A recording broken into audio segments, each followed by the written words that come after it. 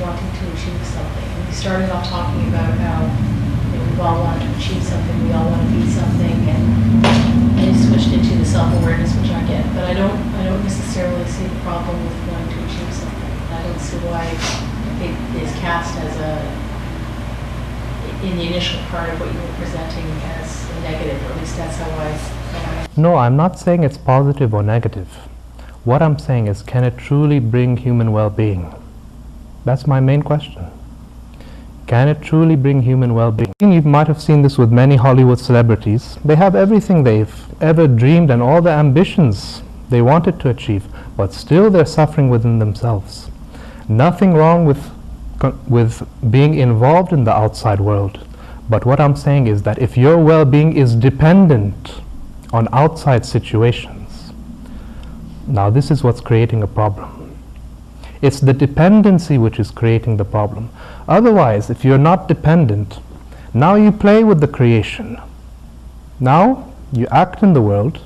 Now, isn't this a beautiful way of being? You act, you do what's needed. Something comes out of it, I'm still well balanced within myself. Nothing comes out of it, still I'm well integrated within myself. That's a beautiful way to be, isn't it? So I'm not saying don't be involved in the outside world. I'm just saying that if human well-being is dependent on outside circumstances, then it's very fragile. And if you look into this, whenever your mind becomes possessive about anything, whether it's this body, or whether it's the mind, or whether it's the material wealth we've picked up, or all the knowledge we've picked up, the basic problem with being possessive is simply that nothing in life is truly permanent. Think about it. Isn't life a constant river stream? Everything is changing, moment to moment. Everything is moment to moment. So, in a moment-to-moment existence where the river is constantly changing, if we hold on to things, now this is bound to create a lot of problems. And after all, what is it that you can truly hold on to in life? A human being, what is he born with? You're born with this body. One day you're going to lose this body, right? Everything we gather in life, one day we have to lose it. That's guaranteed. In fact, doesn't this seem to be the only thing that's completely certain in life? That as a result of birth, this body one day has to go. And everything we've gathered in this life. Otherwise, everything else is so uncertain. The friends we meet, the enemies we'll create, what kind of situations we will experience, the kind of society that we are going to be born in. Everything else is so uncertain. But what's 100% guaranteed is that whatever we pick up in this life, one day we are going to lose it.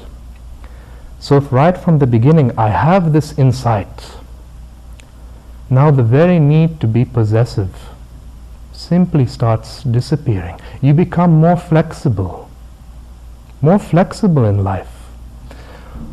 One of the reasons why people are not deeply involved in life is simply because this inner flexibility is not there. We are so much ruled by our unfulfilled desires.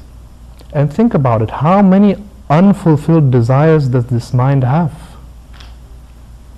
Right? Even if we spend thousands of lifetimes, still we won't be able to fulfill all of them.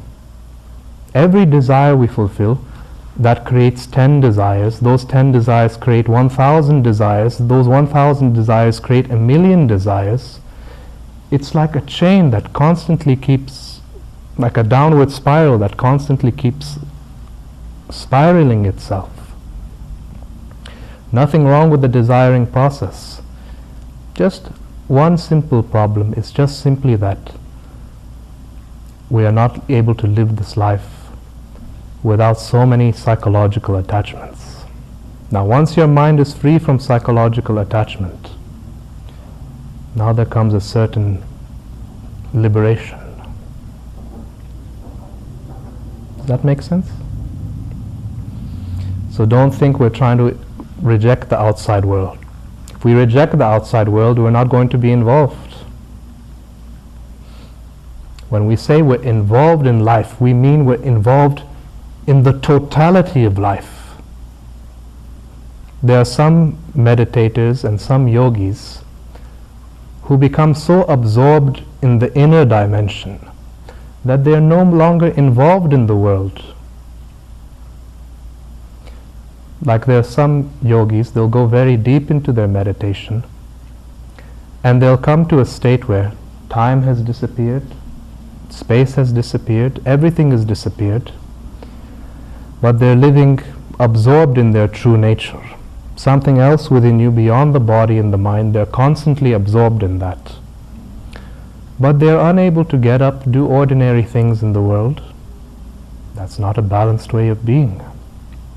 So if we're too much caught in the inner, that's one extreme. We're too much caught up in the outer, that's another extreme. We want to bring both together so that they're in one harmony.